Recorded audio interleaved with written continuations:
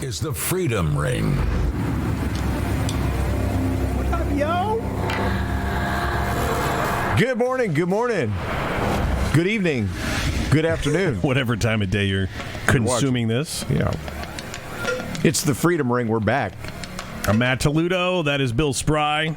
We have some new viewers jumping on board today. Some people that may have listened to our former radio shows, or maybe we just knew them in our personal lives and they just became aware of the show recently. But some people are tuning in expecting a radio show that's polished, and that has all been thrown out the door. This is a podcast, and it's completely different. Hey, what are you saying? It's completely polished, man. We don't talk like this. Believe it or not, everybody. What's the phrase that pays? I mean, you've got shorts on. I mean... You're lucky I got shorts. I know. You got your shirt on, but... barely. Yeah. So it is not a radio show. It is a podcast. And it's a lot more loose and unscripted outside of the stories that we cover, most of which are not covered on mainstream media. That's part of the reason we started to do this, because it's like... as time goes on and the world gets more twisted and evil, which is why we say more now than ever, we need God in our lives. Whether you got to get back into a church or whatever you got to do, just 90% of what God wants us to do is just be good to each other. That's like 90% of the battle. So if you start there, you're off to a good start. Right? That's kind of the message that we want to convey, because when we first met each other and started talking about things we didn't like about our previous careers and the limitations what are you doing? Yeah, See, this is not a radio show.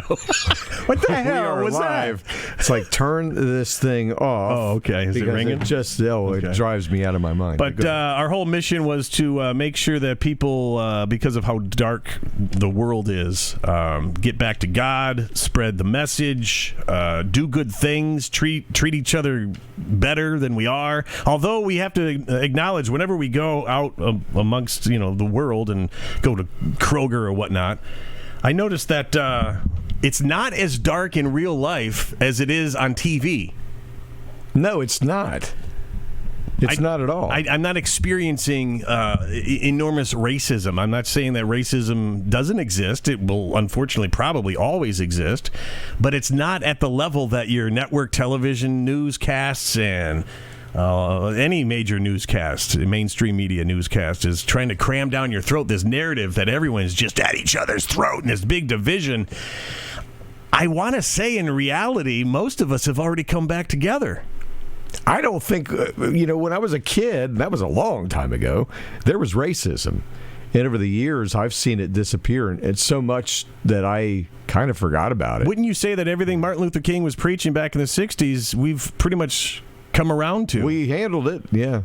Exactly. But also, so on top of that, and making sure everyone is coming back for the right reasons and doing good things and treating each other good, is also exposing some stories that we know mainstream media. In fact, last night I made a point to jot down every story in order that was covered on ABC's World News Tonight with David Muir.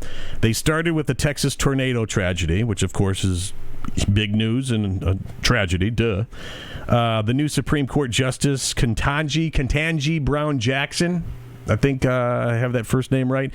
Her confirmation hearings are underway. That was story number 2. Russia used a hypersonic missile on the capital of Kyiv. And who cares what kind of missile they used? Why is this hypersonic thing such a big story? Why? I don't get it. I don't have an answer, but I would like to know why the stories we're going to get to weren't covered instead, because they kind of involve, I don't know, our sitting president and his extracurricular activities that they're not covering at all. The Boeing 737 plane crash in China was also covered. And you said you saw a video? Yeah, here comes the conspiracy again. I'm so sorry, but I saw a video, and the comment was, what was their target that they had to kill 132 people to hit? And now I'm like, I'm questioning everything. Did it go down? So someone's got footage of it going down? How did they know it was going down? It was like a straight... Yeah, somebody was filming it. Indeed. Somebody filmed it. Now, you're sure that this was the plane? Yeah. This isn't like footage from 17 years ago that, oh, no, this just happened yesterday. I was there filming it, I know. No, I did. No, I was it confirmed that this was the plane? No, I can't say that it was confirmed. I'm just saying, I saw a video and it was like straight shot, and there's probably been other people that have seen it too. But that was the comment that was attached to the video, is what was the target they were after, where they had to sacrifice 132 people. And now, like we were talking earlier, I question everything. I even question why you put your headphones on the right speaker on the left ear. I'm like, because I lean right, man. It's like, that's what it is. Are you sure? That's all that it is? Why did you give me change for 20 and 2 5s and not a 10? Conspiracy theory. Deep state. You've got people living in your basement, don't you?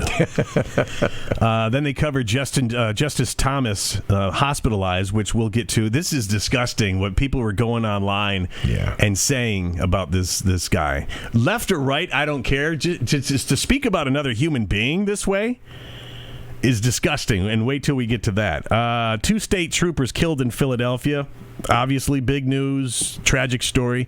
The recall of pancake mix at Walmart. Now, keep that one in mind when we get to these stories. Why was a recall of a certain pancake mix at Walmart on the ABC World News tonight, and not the stories that we're talking about? I'm not saying it's not newsworthy, but to skip over these particular stories in favor of that one. And they wrapped up with the 7-year-old girl from Ukraine who was singing Let It Go. Well, they probably forgot the nanoparticles in the pancake mix, So we better recall it. Man, you are on board 100%. Wow, he's on fire. I'll kill you. But yeah, nothing about gas prices in last night's newscast at all. Because, what gas prices out of whack right now? What's the problem? It just went up a little bit. A couple bucks. No mention of voter fraud, which, by the way, if you're paying attention and digging a little deeper than you're going to find on mainstream media, this story's unfolding like a mofo. Yeah. And no mention of it. Look over here, everyone. Look over here. And, I don't know. One of the stories that I wanted to get to that had nothing to do with pancake mix being recalled was, according to WayneDupree.com, the New York Times is on a roll lately. They just admitted Hunter Biden's laptop was real, and if that wasn't bad enough for Joe, the NYT just struck again by accidentally confirming that Ashley Biden's creepy diary was also real. Now, this was mentioned in a few places about a month or two ago. I think we first heard about the diary, but then it suddenly went away. We already knew it was real, and when the FBI busted down the doors of Project Veritas, they got a copy of the diary, but they didn't print it.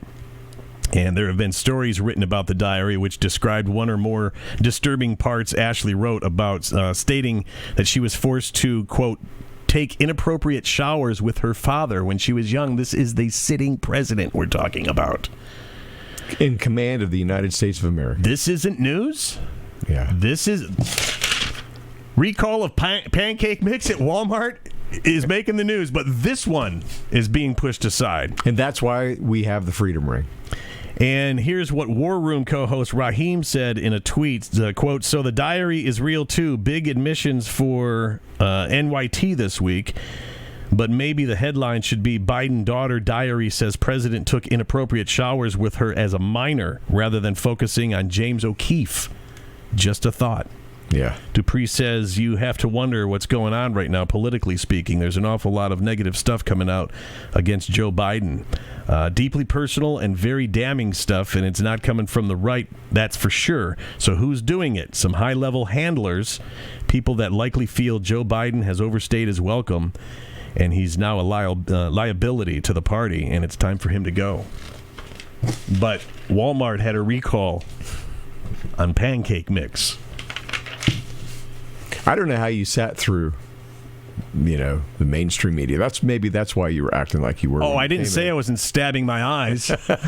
I said I just jotted these things down. Meanwhile, I'm going. Dr. Sarah Beth Hartledge. You might not know who she is because it's not being reported. Like the pancake mix at Walmart is. She helped lead Louisville, Kentucky's fight against... all right, so because we're on YouTube, I have to change this word. There's a certain cold that we've been dealing with for the past 2 years that we might get struck down on YouTube if we say it. So we're going to refer to it as the boogeyman, like our buddy David Nino Rodriguez does, okay? He refers to it as the boogeyman, okay? We're not going to say the name of the cold that ends with a certain 19. That ends with 19. Thanks a lot. Yeah, there you go. There we go. That was just enough. Unplug it. So anyway, she was leading Louisville's fight against the boogeyman in her role as associate medical director of the health department. She has died at the age of 36. However, it hasn't been announced exactly how she died. Dr. Sarah Moyer, the city's chief health strategist, called her death sudden and unexpected as a result of her leadership, knowledge, and planning. Thousands of our Louisville residents received life-saving boogeyman treatments. Does that make sense? You following me here? You mean you're talking about these things? I'm talking about this. Yeah, okay. Yeah. Yeah. And then Governor Andy Beshear tweeted Friday afternoon that he and his wife were sorry to hear of her unexpected passing. She's 36. For my entire life, up until recently, every time a death was noted in the paper, referenced in a newscast, it was usually told why. Mm-hmm. All right? Mm-hmm. You're seeing less and less of that as time goes on. She's 36. And if they do tell you... And it's unexpected. Yeah. But if they do tell you how somebody died or what caused it, they never tell you that they got this right 2 weeks ago. That little bit of information is MIA from the article. And if you question it, well, then you're an insensitive SOB. Delete the account. Right. Yeah. How dare you assume that was what it was? Yeah. I don't know, man. She's 36 and she died suddenly. What happened? I don't know any other lady that's 36 and just drops. Yeah. And not to mention that there's such a long list now of these same stories over and over and over. Mm-hmm. Your critical thinking should tell you, gee, I wonder if there's more to this story. You know? Oh, you're poo-pooed for questioning that. Were you going to cover the Clarence Thomas? Yeah, Clarence Thomas, hospitalized, flu-like symptoms. It says while the news is just breaking, I guess it's been a couple days now, the actual hospitalization appears to have happened this past Friday. I think he's still in, though. I don't think he's been released. I don't think he's been released either. What we know so far, according to the press release, Thomas was admitted to Sibley Memorial Hospital in Washington on Friday evening after experiencing flu-like symptoms. He underwent tests, diagnosed with an infection. He's being treated with antibiotics intravenously. His symptoms are abating. He's resting comfortably, and he's expected to be released from the hospital probably just any day. Did you see this reported on theblaze.com? They point out how funny it is how extremists on the left who are so consistently railing against hate are only too happy to do so when there's bad news about notable conservatives. Exactly what they did when Rush Limbaugh died or when Donald Trump came down with the big cold, okay? That big cold we can't reference. Check out some of these comments made about Supreme Court Justice Clarence Thomas. Again, like you just said, was hospitalized Friday with a non-boogeyman infection. Quote, here's hoping the infection wins. Another guy said, I never want to see anyone get sick and die, but ... I've never rooted harder for an infection in my life. Now, I'll go on record saying I am not for Joe Biden. I wasn't a fan of Barack Obama's policies. I never once wished death on either. Never once. No. Disagreed, rolled my eyes. Constantly, yeah. Hit myself in the face because I can't believe I just seen them say or heard them say something that was beyond belief. But I never once wished them death. Another one said, my condolences to the hospital that has to treat him. Let's all pray that God does the right thing. Yes, that pun was intended. Another commentator wrote, along with a CNN hashtag. Hope the Lord calls him home tomorrow in great pain. What kind of mind? I don't even, I'm speechless, man. Yeah. You can absolutely get excited for Clarence Thomas to die, one said. This is disgusting, man. Totally disgusting. Man, I sure hope Clarence Thomas briefly recovers and then dies from something more painful. All because of what he believes in. Right. Unfortunately for Thomas haters, the Supreme Court noted in a statement that his condition has been improving, like Bill just said, and should be released from the hospital in just a few days. Isn't that twisted, man? Totally twisted. I don't get it. Let's see. You got another one there? Yeah. This is a story that should have been all over the internet, all over the news, and I somehow landed upon it a few days ago. A woman, 21 years old, lured a Las Vegas man to a motel, blindfolded him, and then I will tell you what happened. She is accused of stabbing the man in the neck on March the 5th at a hotel near Las Vegas. The 21-year-old woman said she committed the stabbing as revenge for the 2020 U.S. drone strike that killed Iranian General Qasem Soleimani, according to police. The gal's name, Nika Nikobin, faces charges of attempted murder, 2 counts of battery with deadly weapon, and burglary of a business, according to the Las Vegas Review-Journal. She's being held on a $60,000 bail. Nikobin allegedly met the man on a dating site, the Plenty of Fish site, then lured him to the Sunset Station Hotel and Casino in Henderson, Nevada.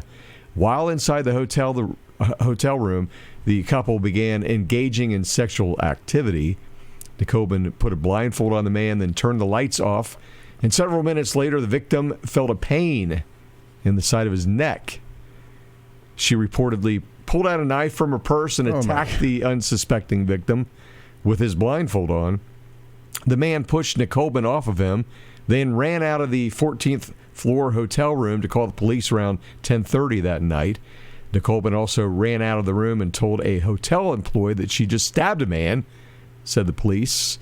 Nikobin allegedly told authorities at the Henderson Police Department that she stabbed the man as revenge for the death of Qasem Soleimani, who was killed during a U.S. Air Force drone strike on January the 3rd of 2020. Soleimani was the leader of Iran's elite Quds force. She advised that there are injustices, and particularly the killing of Qasem Soleimani in Iran. Homeland Security detectives added to Henderson's report. Nikobin stated she wanted revenge, and she's supposed to appear in court on the 24th of March. That's here in a couple days. But more importantly, Walmart recalled pancake mix. Yeah. How does that not get made to the mainstream media? It's a frightening story that somebody could do that. Right. WorldNet Daily, WND, reports that shortly after Kamala Harris ascended to the office of vice president under Joe Biden, the reports of turmoil in her office started. Now the Daily Mail has confirmed that that the 10th staffer is leaving. This is 10 people she's lost since she first took the quote-unquote oath. The latest is Nancy McEldowney, and she's a national security advisor. She's going to be replaced by her deputy, Philip Gordon. She cited pressuring personal matters in making the decision. She said this was a difficult decision because I'm so deeply committed to the work we do and crucial national interest we serve. But after more than a year, this is the right decision for my family. Others who have preceded her out the door of Harris's office include Deputy Press Secretary Sabrina, Singh? Head speechwriter Kate Childs Graham, Advisor Simone Sanders, Communications Chief Ashley Etienne, Director of Press Operations Peter Vels. Everyone quit, walked away from her. Aide Vince Evans, Advanced Planner Carly Sitkowiak, Advanced Planner Gabrielle DeFranceschi, and Digital Strategies Director Rajan Kaur have all said, nope, I'm out of here. See ya. Cackler. Maybe it's the laugh that they just couldn't stand. Have you been to the border, Miss Vice President? Oh, my gosh. There's a staff member that told the Washington Post anonymously, quote, with Kamala, you have to put up with a constant amount of soul-destroying criticism and also her own lack of confidence. So you're constantly sort of propping up a bully, and it's not really clear why. That was behind the recall of pancake mix at Walmart. Unbelievable. You don't think that's a big story to mention on World News Tonight? Yeah, that a 10th member is left. Yeah, and then you got people going on record as to exactly why. You know, it's one thing to assume, oh, well, people are leaving left and right. Well, you got one on record right here telling you why. Doesn't fit the narrative. Doesn't. The Public Health Agency suspiciously removed 70,000 total boogeymen deaths from the dashboard, reducing pediatric deaths by 24%. If you have a kid, you might have wanted known that. The CDC has already lost its credibility with a significant portion of the American public, with the latest development showing a coding error leading to inflation of the boogeyman deaths. The agency, again, showed its incompetency.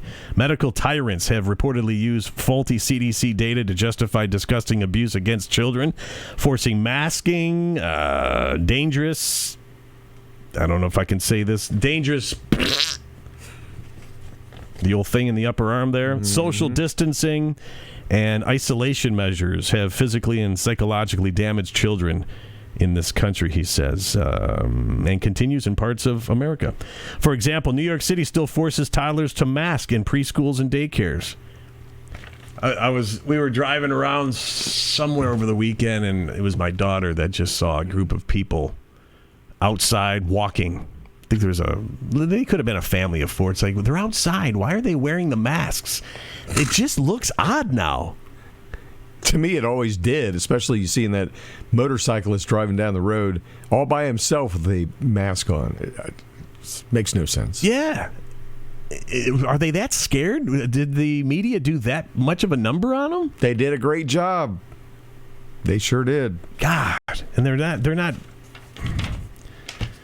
finding other avenues to I don't know. I can't even relate to these people.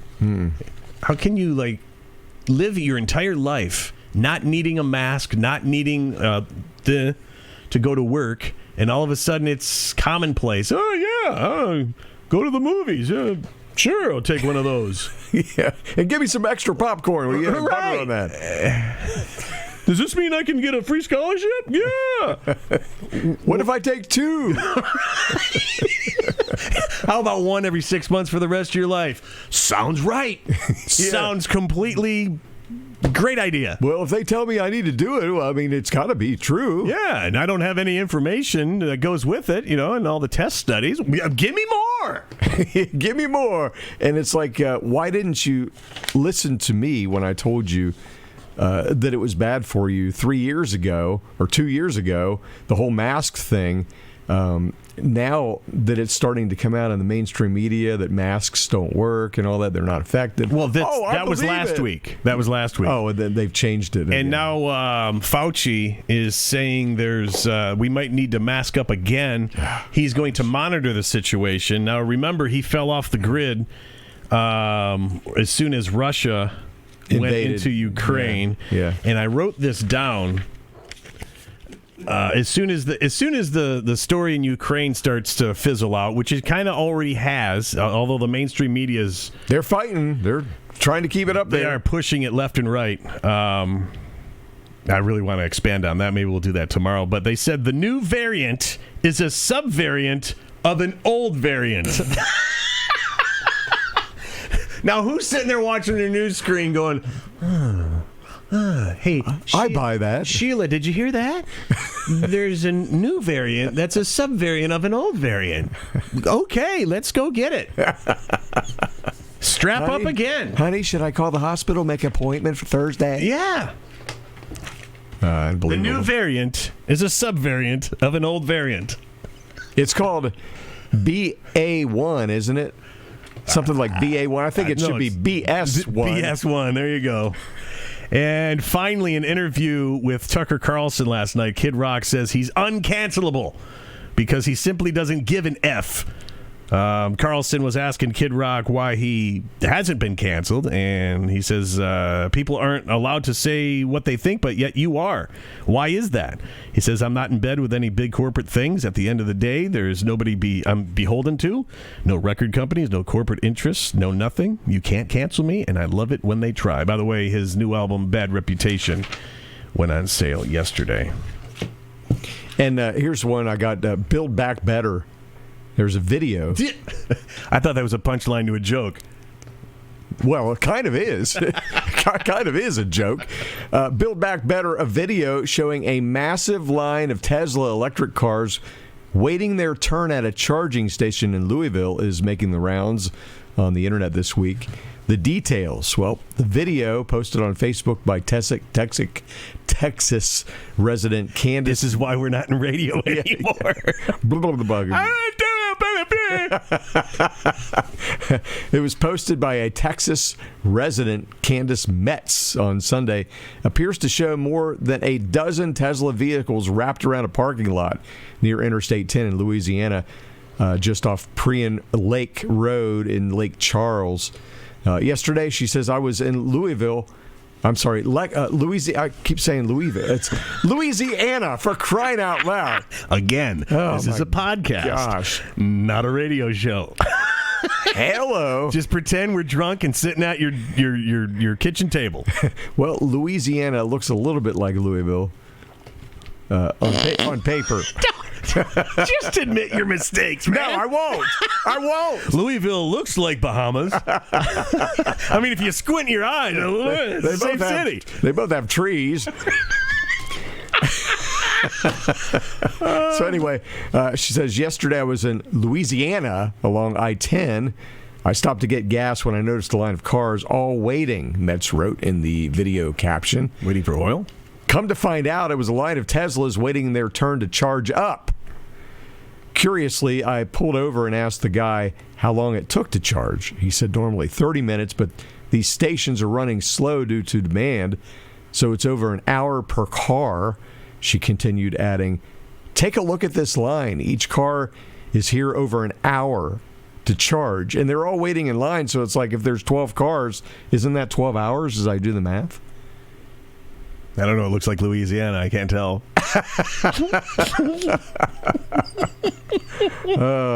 Whatever. All right, that's all I got for today. Cue the music. So we are time for us to roll. The Freedom Ring, and we are now on. This is actually our fourth day. So before you plug where they can consume us, we have to remind everybody that we're still ironing out the wrinkles. It's a two-man operation. You're actually doing three men's work over there. I'm sorry, three people's work. Gotta be politically correct, man. Three people's jobs is what he's handled. That's why he's not looking at me. He's actually staring at the computer screen. Yeah. Somebody emailed saying, Bill's kind of rude. He never looks at you when he's talking to you. It's because he's trying to pronounce Louisiana over there. Louisville. I'm sorry, Louisville. That was the wrong state. So we're available now, freedomringshow.com. You can catch us also live in the mornings ClassXradio.com. That's We're from on 9 to 10. 9 to 10 on the FMs here. Our video, Rumble. We're also on Bitchute. And now, as of yesterday, YouTube. Just search Freedom Ring. And we are on Facebook, which is rapidly growing, at the Freedom Ring. Our email, freedomringshow@gmail.com. Again, if you're new, this is not a radio show. We took all the rules and threw them out. We even took our speaking abilities and threw them out. We don't have that pressure anymore, you know? What did you say? I say we leave. I say we go dig up some more stories the mainstream media is not covering, and we'll have some fun with all of them tomorrow and possibly just start making fun of each other more. That would be easy to do. Yeah. Thanks for joining us, folks. Later.